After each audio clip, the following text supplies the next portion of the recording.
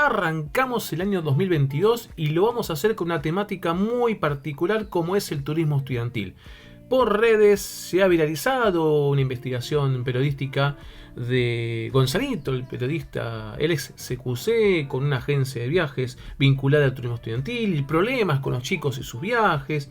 A todo esto hay que sumar muchas de las dudas que tienen los padres que han tenido año 2021 y que todavía siguen teniendo sobre el futuro de los viajes que han contratado y en algunos casos que siguen pagando. Bueno, en este episodio vamos a hablar de qué soluciones se ofrece de la ley, qué está bien, qué está mal, qué hacer, y cerrando en ese qué hacer con muchos consejos. Si es que no se puede solucionar, bueno, cómo reclamar con una agencia de viajes en turismo estudiantil.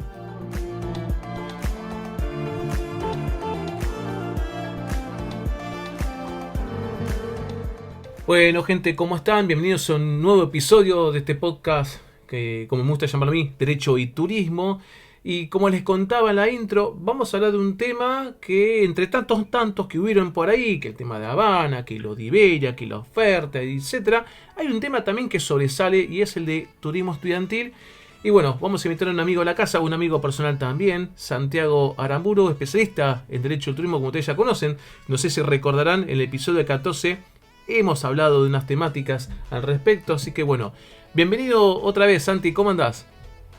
¿Qué tal, Fede? ¿Cómo andás? ¿Todo bien? ¿Todo en orden? Todo muy bien, arrancando ya escucharte. El 2022 con un nuevo episodio. Sí, felicidades, es verdad, feliz año, espero que hayas arrancado muy bien. Estarás más tranquilo ahora sin clases, me imagino. Sí. Igual, bueno, para los oyentes, tanto Santi como yo somos docentes y somos, como nos gusta decir nosotros, bichos raros que disfrutamos de la docencia. Así que no sufrimos tanto, pero sí estamos más tranquilos ahora. Está bien, muy bien, sí, exactamente. Santi, mira, hoy quería tratar un tema con vos, que es el de turismo estudiantil. Más que nada, a ver, vamos a evitar nombres propios, pero ha tomado conocimiento una investigación periodística hecha por el periodista llamado así Gonzalito, capaz que los oyentes recordarán, el ex CQC, con una agencia de viajes por un tema de turismo estudiantil, de chicos de muchos colegios, etcétera, que encima vi por ahí que te consultaran a vos, así que mirá, justo las casualidades. Te quería preguntar, de esa agencia u otras tantas que entren por ahí, ¿qué está pasando hoy en día con las agencias de turismo estudiantil? Bueno, a ver, las dos o tres cositas para decir respecto del segmento bastante particular que es el de turismo estudiantil, que como muchos sabrán es un segmento bastante particular que tiene que cumplir con una normativa específica. Uh-huh. Aquellas agencias que quieran operar en turismo estudiantil, que quieran vender viajes de egresados, tienen que cumplir una normativa específica. Uh-huh. Y durante la pandemia, durante este 2020-2021, evidentemente sufrieron, como todo el sector turístico, uh-huh, una caída estrepitosa en las ventas, ¿no? Como punto número uno. Pensá, Fede, que año a año las agencias de viajes vendían aproximadamente 140.000 viajes de egresados.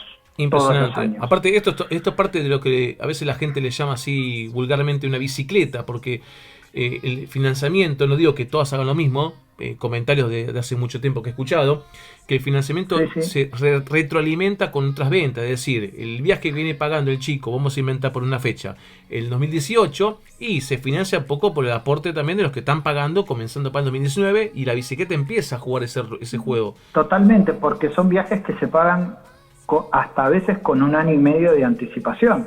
Qué bárbaro. Con lo cual eso se presta a esa modalidad que vos acabas de decir. Uh-huh.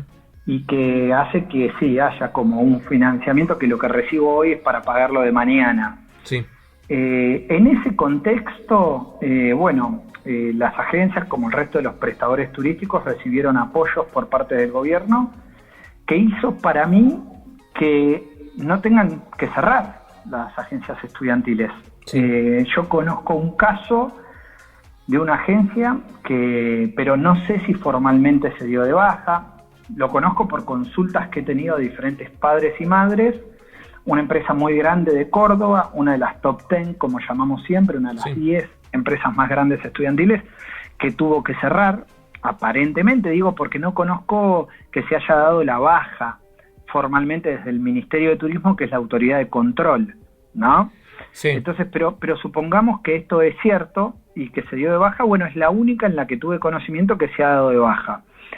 Me parece que eso se debe fundamentalmente a los diferentes apoyos económicos que hubo desde el gobierno para que las empresas puedan subsistir, porque pensá que la mayoría vendió la mitad o menos de lo que venía vendiendo y tuvo o está teniendo gastos fijos que son constantes, ¿no? Desde personal hasta el mantenimiento de las oficinas, con lo cual el turismo estudiantil puntualmente no está exento al resto de la realidad de la actividad turística, en donde, uno, se vendió menos, dos, tuvieron que sobrevivir como pudieron, ¿no?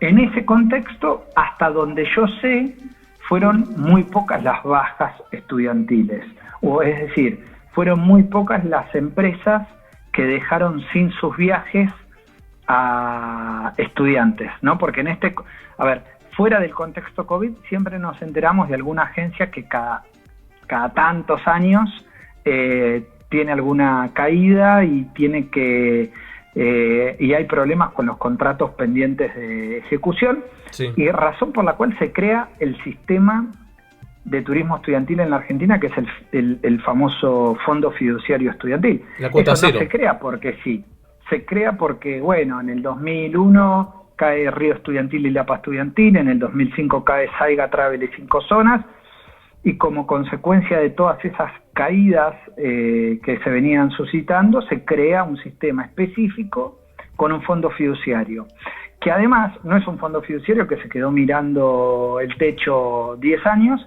sino que en los últimos 10 o 12 años fue utilizado efectivamente en 3 casos, ¿no? En el caso Imaginar, en el 2009. Sí, me acuerdo de ese caso. Que me tocó bastante de cerca. El año después, 2018, Snow Travel. Sí, me acuerdo. Y en el 2019, Huayla Travel.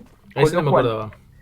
En este contexto de crisis, de COVID, de pandemia, de poca venta, es raro no haber escuchado que una agencia estudiantil haya tenido que cerrar y haya dejado en banda a contratos pendientes de ejecución.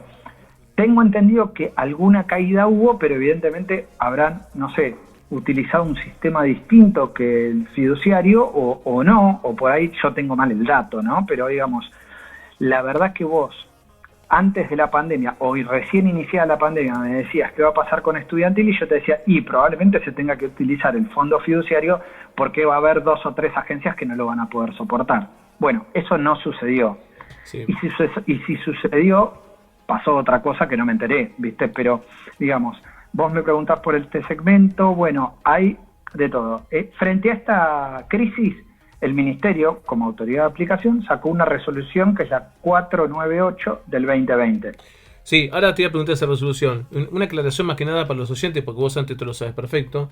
Ese fondo fiduciario de la cuota cero cubre lo que los padres hace tiempo ya vienen viendo, que es uno de los 2 contratos, porque aparece un contrato donde está previsto el traslado, está previsto excursiones diurnas, que no impliquen riesgo, está la parte de la gastronomía, el alojamiento, y en otro contrato... Lo que se llaman servicios básicos, claro, exactamente.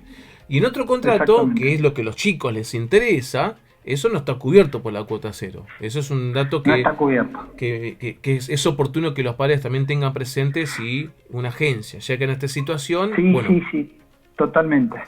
Bien. Y muy buena la aclaración, y también aclarar que, bueno, ese fondo fiduciario es un fondo de dinero, de plata, que hoy tiene un poco más de 1.000 millones de pesos, y que se alimenta de esa cuota cero, que es una de las cuotas que pagan los padres y las madres, equivalente al 6% del valor del contrato básico, de todos esos servicios que vos mencionabas, que conforman el contrato básico. El 6% del valor de ese contrato es lo que se denomina el pago de la cuota cero y es lo que termina en el Fondo Fiduciario Estudiantil, que se utiliza para casos de crisis o de agencias que no pueden prestar el servicio, ¿no? Sí, totalmente. Vos, Santi, ahí mencionaste la resolución y justo yo tenía pensado preguntarte qué opinión tenías al respecto. Primero quiero hacerte dos preguntas. Una es, ¿qué estás viendo vos como respuesta de las agencias? Si podemos simplificarlo y vamos a generalizar con lo que ello implica, porque siempre cuando uno generaliza no termina siendo justo del todo. Son generalizaciones, ¿no? Bueno, te quería consultar si podrías generalizar, al menos en tu experiencia, en lo que te llega, en lo que te cuentan, en lo que vos ves, ¿qué respuesta están dando las agencias de viajes a los padres desde que comenzó la pandemia con todo este evento? Y después quería preguntarte de la resolución. Sí. Mira, a ver, yo creo que, bueno, la 498, que es esta resolución que dicta en noviembre del 2020, dicta el Ministerio de Turismo, me parece que es una resolución que era necesaria, ¿no? Que se necesitaba una respuesta por parte del Estado, por la autoridad de aplicación, por la autoridad que regula a las agencias de viajes estudiantiles, se necesitaba que diga algo porque estaba todo supeditado a la voluntad de las partes, ¿no? Sí. Con lo que ello implica, la voluntad de las partes, pero con la plata en el bolsillo de una de las partes. Claro. ¿Entiendes? Sí. Entonces había ahí una discusión en condiciones desiguales. Perdón, Santi, ¿no? Te agrego una cosita más que le hemos conversado hace mucho tiempo nosotros, que había otra incertidumbre. Estaban aquellos padres que habían pagado y que querían viajar, y había un contexto que no invitaba a viajar, pero querían saber, por ejemplo, bueno, qué va a pasar con mi viaje. Y después están los otros padres que tenían que seguir pagando, y la pregunta que se hacían es, ¿qué hago? ¿Sigo pagando o no sigo pagando? Porque esto no, la situación no pintaba a que en el corto plazo íbamos a ver los viajes. Entonces había dos incertidumbres, como para ponerle más énfasis a lo que vos querés proponer, ¿no? Sí, por eso remarco la fecha de la 498, ¿no? La 498, esta resolución del 2020, es de noviembre del 2020. Acordémonos que el COVID comienza en marzo. Exactamente. Del 2020. Entonces, en junio, julio del 2020 es cuando se deberían haber hecho los primeros viajes, es cuando los primeros viajes empiezan a estar terminados de pagar. Claro. ¿No? Entonces, ahí hay como 6 meses, si se quiere, en donde, de alguna manera, no digo que haya sido fácil, pero los padres tuvieron que seguir pagando por un viaje que no sabían si iban a terminar haciendo. Claro. ¿No? Porque además, lo que teníamos vigente era la resolución que indica que si vos, entre otras cosas, si no pagas 2 cuotas seguidas, tu contrato se cae. ¿No? Sí. Entonces, los padres y madres frente a la disyuntiva de cuándo viajo o voy a poder viajar o no, por un lado, y por otro lado, sigo pagando o no. Porque si no pago 2 veces cuotas seguidas, el contrato se cae. Entonces la respuesta llegó recién en noviembre. En noviembre digo, cuando probablemente todos los viajes 2020 ya estaban pagos, o la gran mayoría. Entonces me parece importante resaltar la fecha, y me parece importante también indicar que la resolución es tardía, porque no da respuesta, entre otras cosas, a esto que estamos diciendo. ¿No? Sí. No da respuesta a qué hacer con los contratos que todavía no se habían terminado de pagar. Y, ¿no? Y además propone una suerte de te pago, pero te puedo descontar algo, creo que hasta el 25%.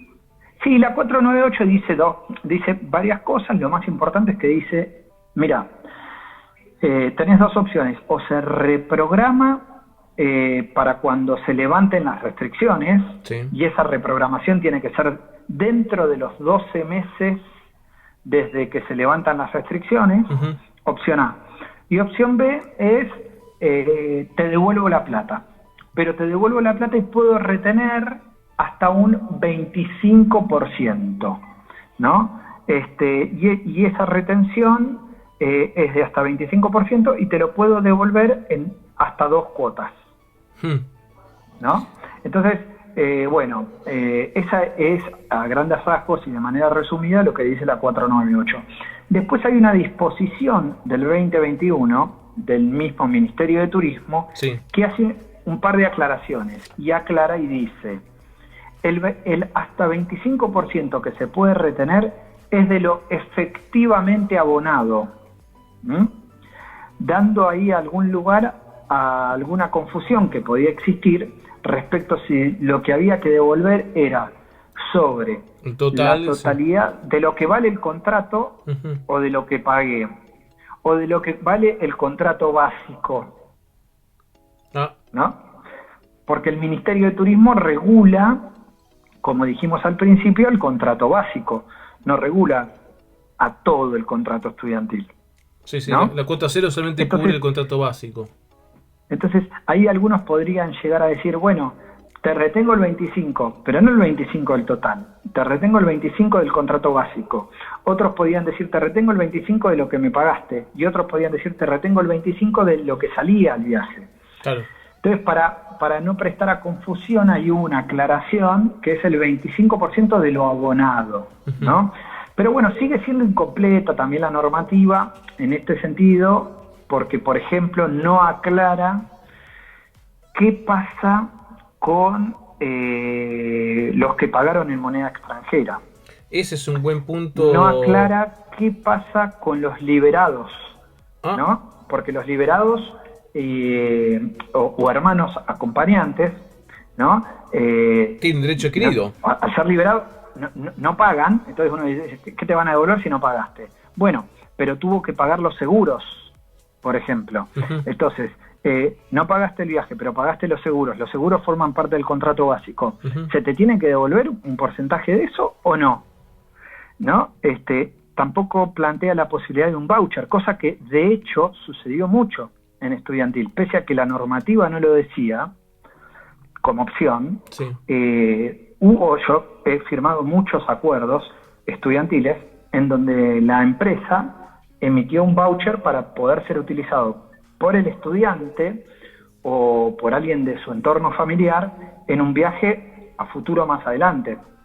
Con lo cual eso tampoco lo plantea la normativa, y bueno, por eso digo que es incompleta, ¿no? Porque hay varias situaciones no contempladas.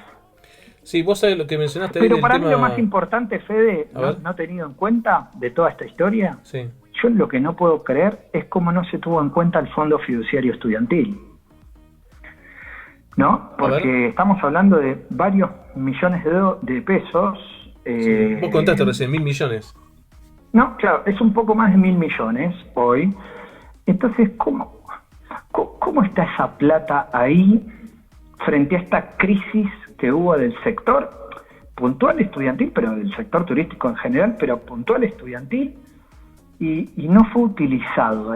Porque la verdad es que si no es utilizado en este contexto de crisis total y absoluta del sector, la verdad que no hay que usarlo nunca más.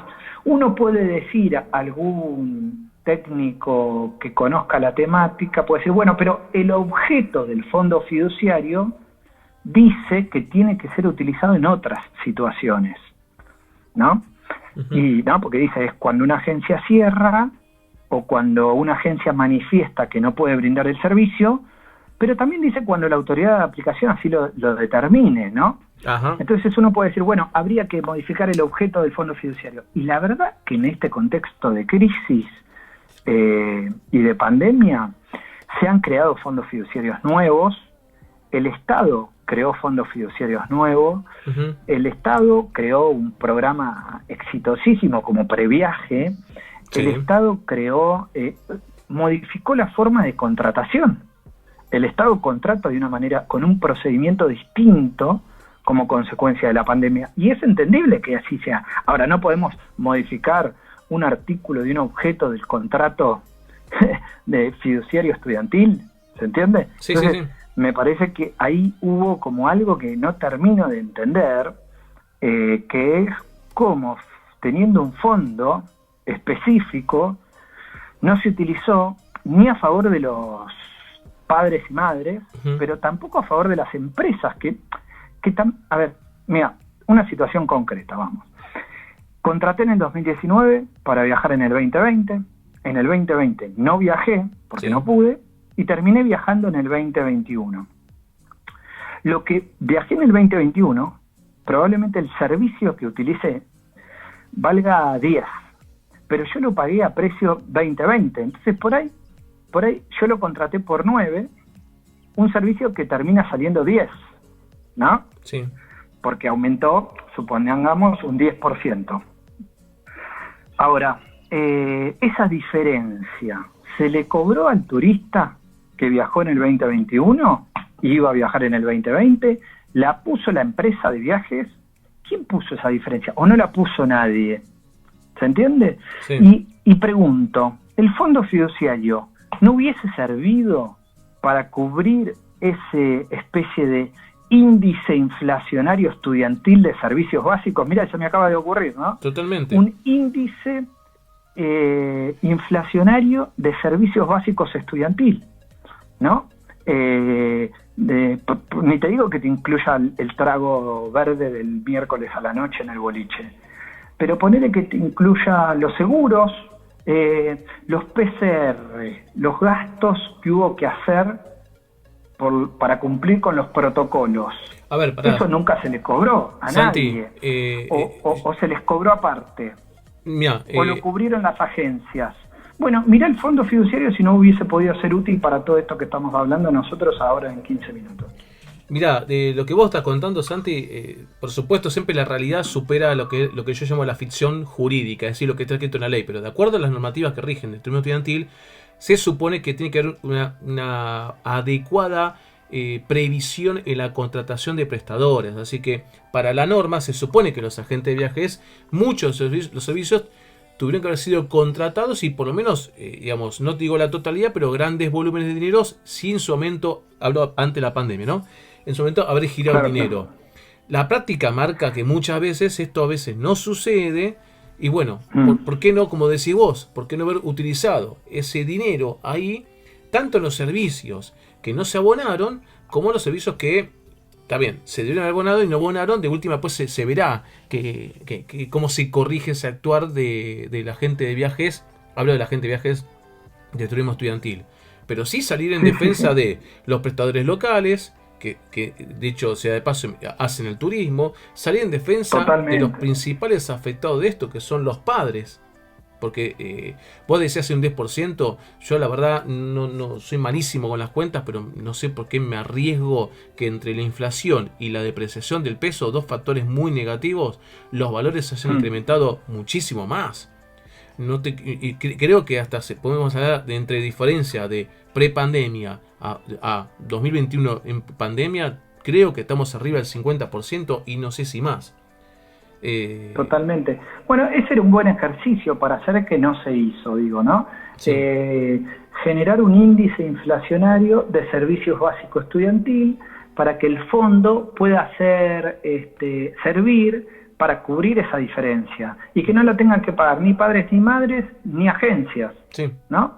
Ese hubiese sido una linda temática, pero bueno, nada, eso me llama la atención. Digo, un fondo fiduciario con mucha plata, una crisis, un sector destruido y bueno, y nada, no pasó nada con todo eso, digamos, ¿no? Che, Santi, vos antes tocaste un tema que a muchos padres le ha llamado la atención. Yo me acuerdo que en algún que otro episodio he hablado de este tema, al bien en general, porque también pasó en turismo estudiantil y pasó en otros servicios, que es la típica situación de que el turista, padre, madre, quien sea, paga con alguna divisa, euro, dólar o lo que fuera, pero, paréntesis, aclaro para los oyentes, recuerden que por tema de facturación, hasta enero, febrero de 2020, cuando empezó a regir bien de lleno con muchas normativas más el impuesto a país, se facturaba por temas contables en pesos.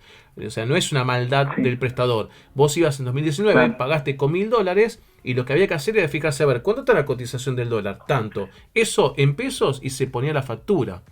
Pero, claro, la factura, el documento, refleja como que se pagó en pesos, pero en realidad se pagó en dólares. Y después se quieren devolver esos mismos pesos. Claro.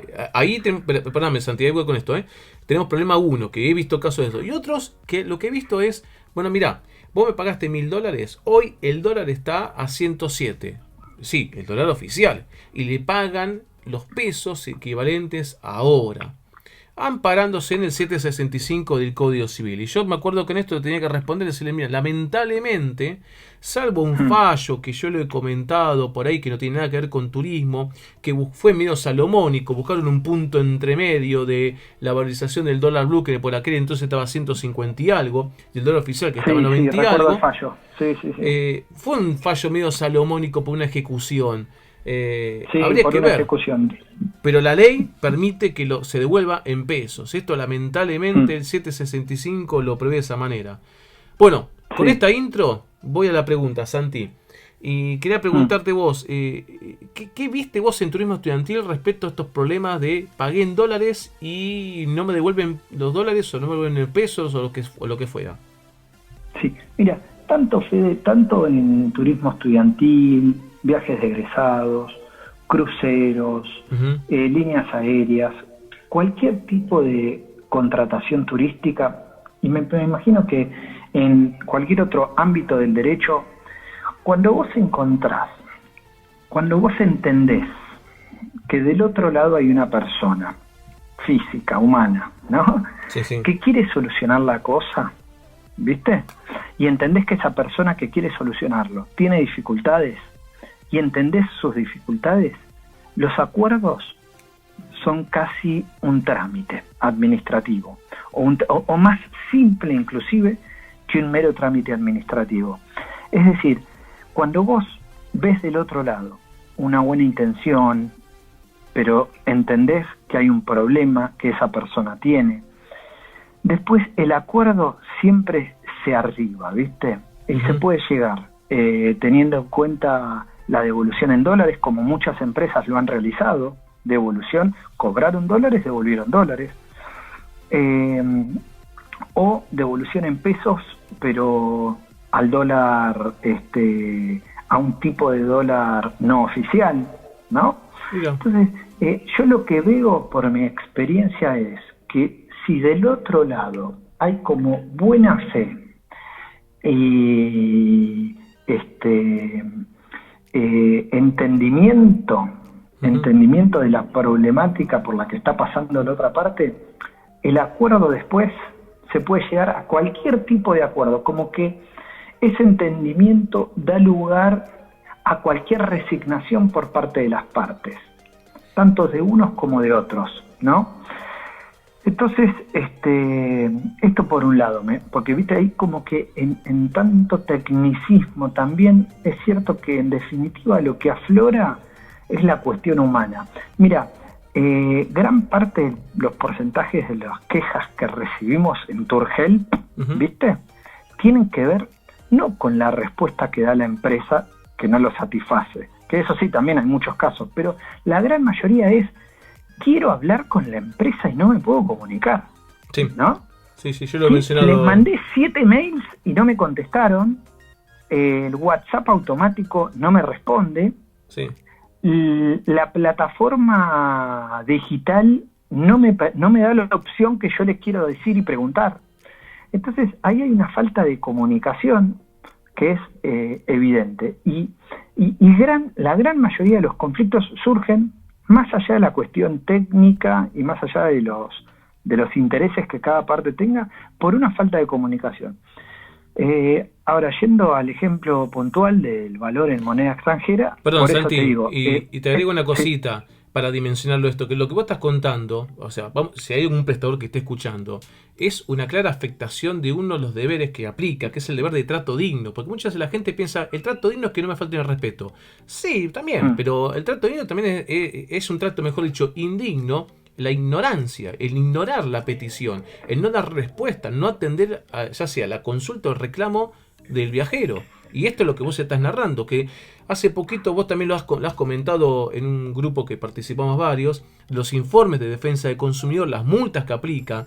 Y digo, a veces los prestadores debieran de mencionar que estos problemas no terminan a veces ahí, porque quizás uno dice, bueno, no voy a la audiencia, no cierro. Bueno, pero el expediente sigue y te van a aplicar las multas, y defensa del consumidor aplica multas grandes. Lo pueden ver en ese informe. Totalmente, sí. Bueno, cuando uno llega a la instancia judicial, una de las primeras cosas que pone sobre la mesa son esas, ¿no? Sí. Son el tema del destrato o la falta de profesionalismo en la atención frente a un problema. Uh-huh. En los casos, obviamente, en los que así sucede.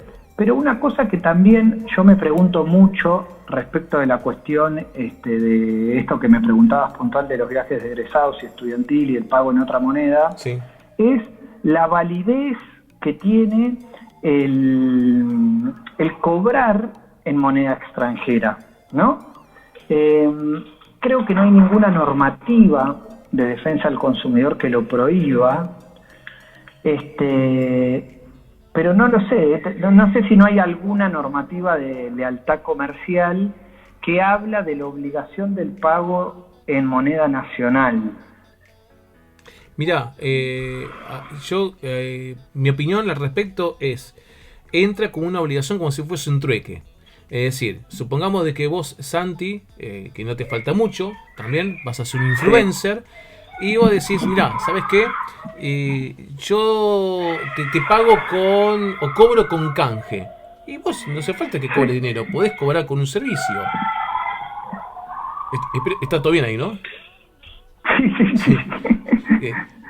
Me quedo tranquilo. Bien, entonces no hay ningún problema que yo te quiera pagar en soles peruanos, en pesos uruguayos, mientras haya acuerdo de las partes. Claro, bueno, lo que sí, claro, está el tema de la facturación. Acuerdo de partes, no pasa nada. Perfecto, claro. Le pagué en dólares. Pero yo no sé si no había alguna normativa vinculada a defensa al consumidor que hablaba del pago en moneda nacional. Por eso digo. Pero al tratarse de servicios que se prestan en el exterior... Creo que lo que está diciendo vos antes es el tema de los precios. Cómo ofertar los precios. Los precios, creo, si no me falla la memoria, y si hay alguien que esté escuchando el episodio y quiera corregirnos, más que invitado, pero creo que pasa por la publicidad, por la oferta. O sea, vos tenés que ofertar en pesos. Creo que pasaba por ahí. Claro. Sí, puede ser. Bueno, nos lo anotamos para averiguarlo. Lo dejo picando, ¿no? Como que son temáticas que mismo vos, lo que mencionabas del Código Civil, también después, se contrarresta con un fallo que tomaba como una postura más intermedia, teniendo en cuenta un dólar no oficial, uh-huh, y la devolución de ese pago a un valor del dólar no oficial. Digamos, siempre también uno encuentra antecedentes que hacen discutir la cuestión, ¿no? Sí, totalmente. Che, Santi, yo quiero cerrar con una pregunta, y es, quizás hay, espero que no, pero bueno, no lo digo con expresión de deseo, pero quizás hay padres, madres que estén escuchando, o que les compartan este episodio, y pasen por una situación, bueno, yo tengo tal o cual problema con una agencia de viajes de turismo estudiantil.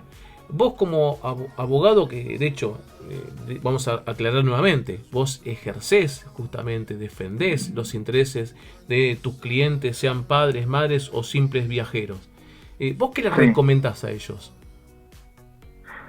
Sí, en el caso estudiantil, la verdad que si hay algo para destacar es que las agencias siguieron en constante comunicación con los padres y las madres, ¿no? Uh-huh. Quizás no dieron esa respuesta, no siempre contestaron lo que el turista o quería, ¿no? Pero como que estuvieron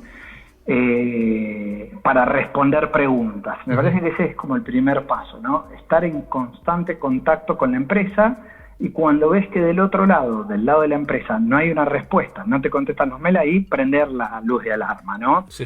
Y decir, bueno, pará, ¿qué pasa con esta agencia? ¿Cerró? No me está contestando porque cerró, se fue, no me va a poder devolver la plata, porque también el gran temor era ese.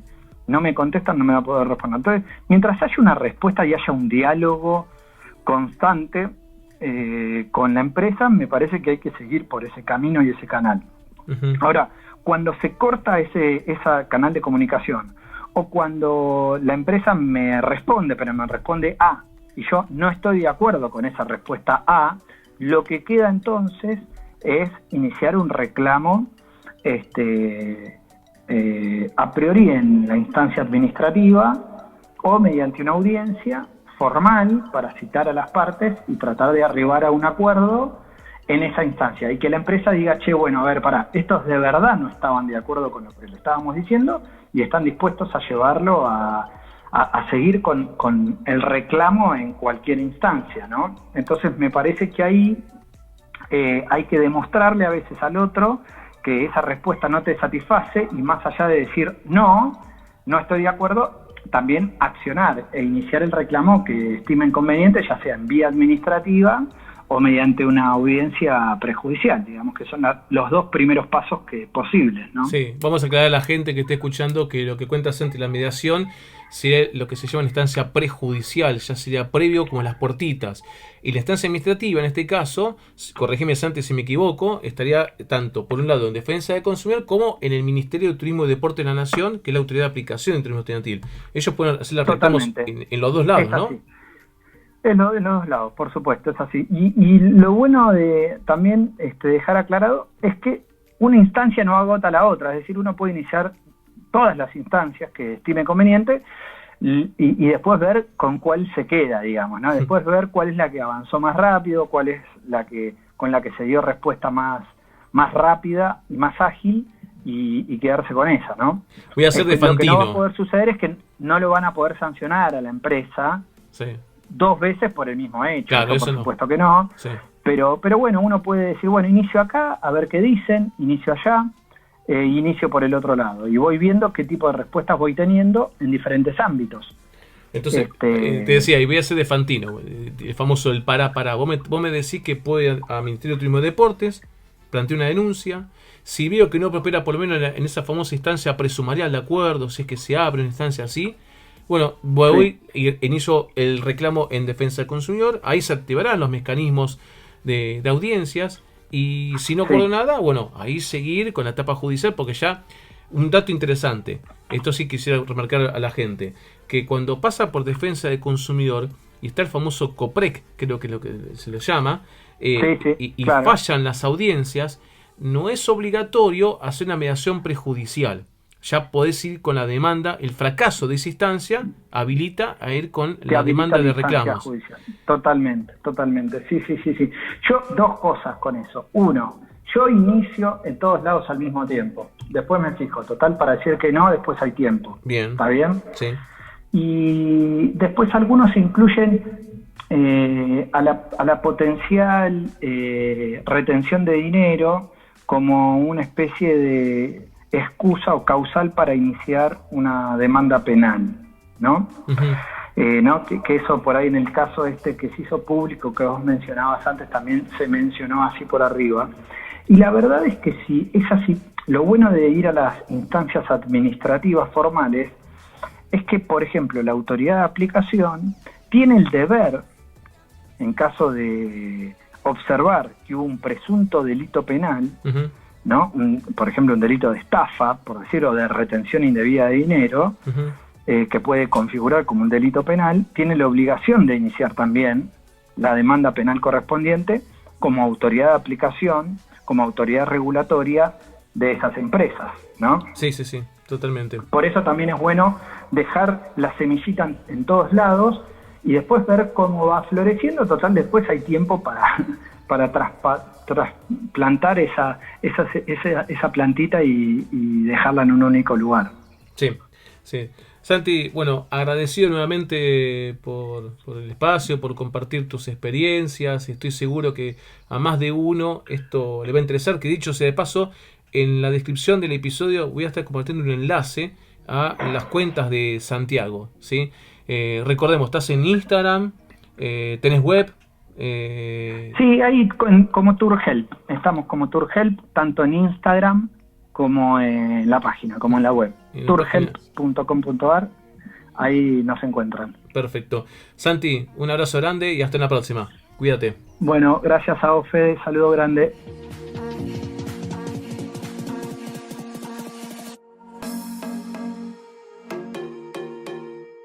Muy bien, hemos llegado al final de este primer episodio del año 2022. Muchas gracias por quedarse y acompañarme.